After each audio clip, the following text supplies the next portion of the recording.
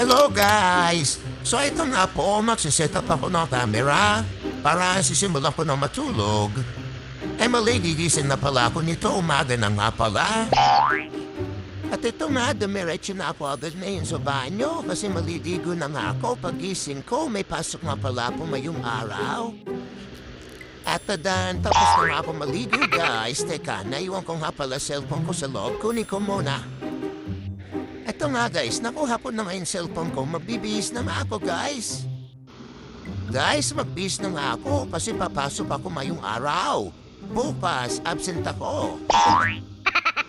So Friday nga pala ngayon, kung napansin nyo, nakapants ako tapos magsuot lang ako ng white t-shirt.